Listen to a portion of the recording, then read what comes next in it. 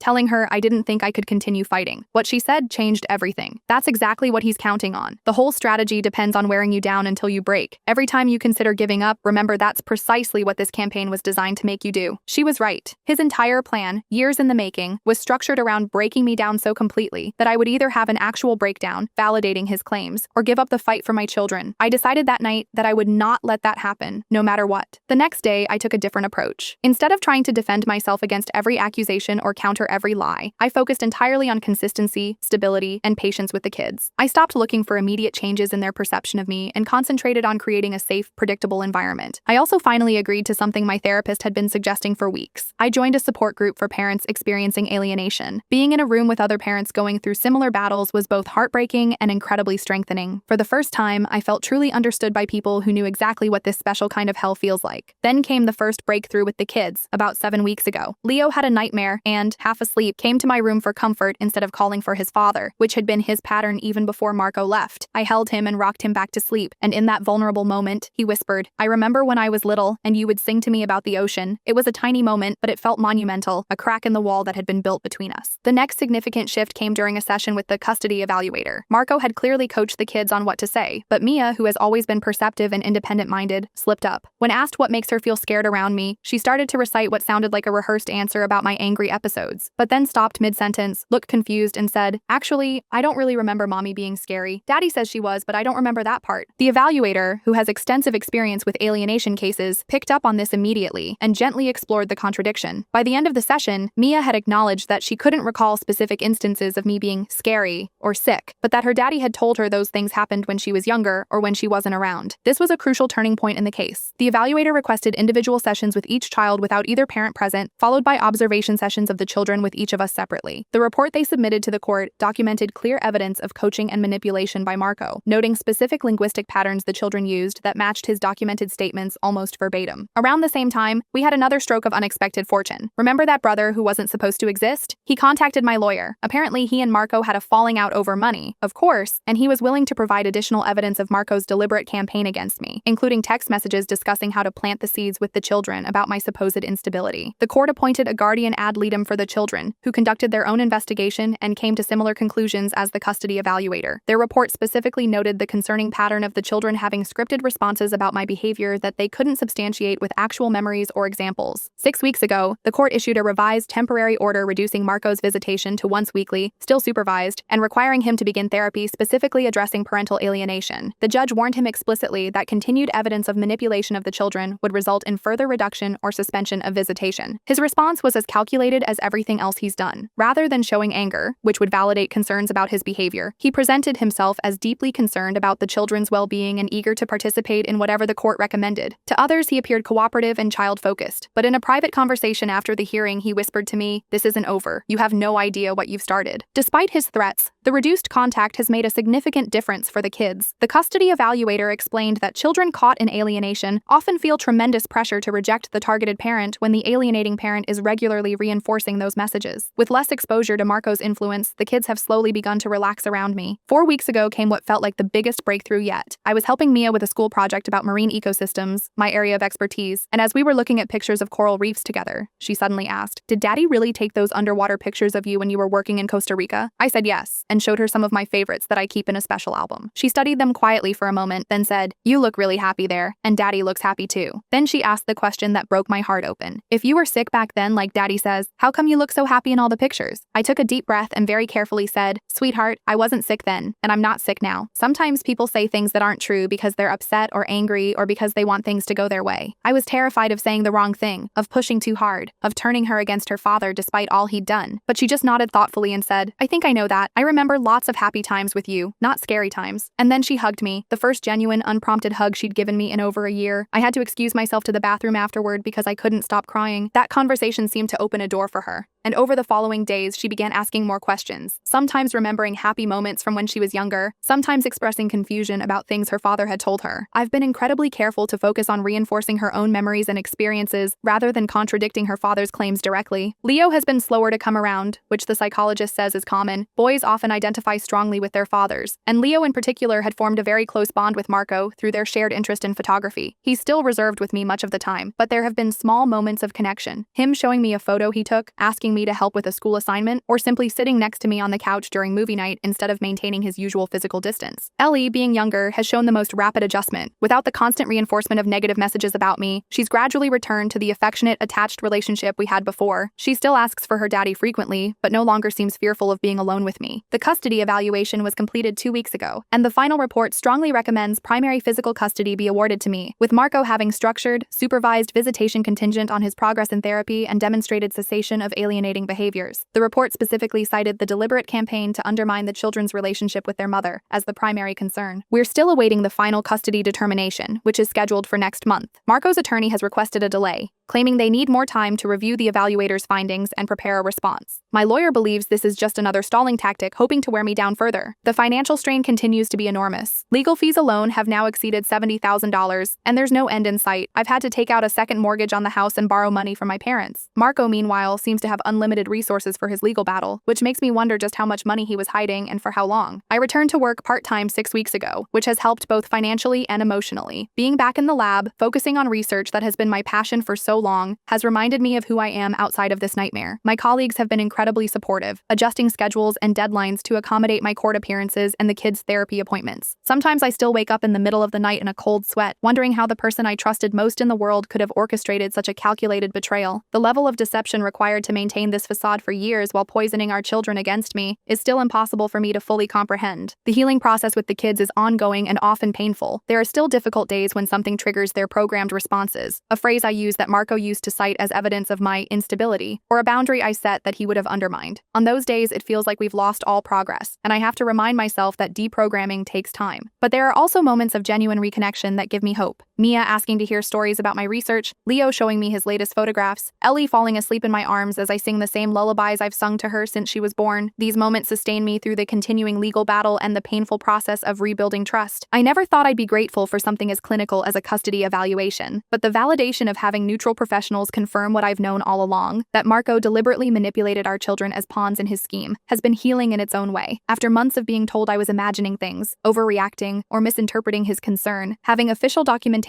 of the psychological abuse feels like finally being able to breathe again. The road ahead is still long and uncertain. The final custody hearing could go either way despite the evaluator's recommendations, and I know Marco will never stop trying to regain control. But for the first time since this nightmare began, I feel a glimmer of hope. Not just that I might win in court, but that my children and I can heal from this trauma and rebuild the loving, trusting relationship we once had. Thank you all for bearing with this ridiculously long update. Writing it all out has been therapeutic in itself. I'll post again after the final custody hearing next month. Until then, hold your children close and trust your instincts. I spent years ignoring mine, and it's a mistake I'll never make again. Final update. It's been 8 months since my last update, and I've started and stopped writing this final post so many times. Part of me has been hesitant to share before I felt we were truly on solid ground, and part of me has simply been too busy living this new chapter of our lives to find the time to reflect on the journey. But today feels right. It's exactly 1 year since I discovered Marco's notebook and everything changed. First, the legal outcome. After numerous delays and attempts to undermine the custody evaluation, we finally had our court date 5 months ago. The judge awarded me primary physical custody of all 3 children. Marco was granted supervised visitation twice monthly, contingent on his continued participation in therapy addressing the alienation behaviors and a complete cessation of negative comments about me to the children. His visitation will remain supervised for at least a year, with quarterly reviews to assess progress. The judge was explicitly clear that any evidence of continued alienation attempts would result in further restriction or suspension of visitation rights. The financial settlement was less satisfactory. While the court ordered Marco to repay the money he had hidden and contribute to the children's expenses, his creative accounting and network of hidden assets made it difficult to identify everything. I chose not to pursue further financial investigation, prioritizing emotional closure over financial restitution. The day the ruling was announced, I expected to feel triumphant, or at least deeply relieved. Instead, I felt oddly hollow. Winning the case didn't undo the damage to my children or erase the betrayal by someone I had loved and trusted completely. It was an important step forward, but only the beginning of our healing journey. The most meaningful victories have come in small, quiet moments with the kids. There was the afternoon about 6 months ago, when Leo asked if we could go through old family photo albums together. He suddenly said, "I remember this day. You took me to see the sea turtles and let me help feed them. You weren't scary then." I gently pointed out that I wasn't scary now either, and he looked at me for a long moment before saying, "I know, Dad said things that weren't true." Mia's progress has been more analytical, fitting her thoughtful personality.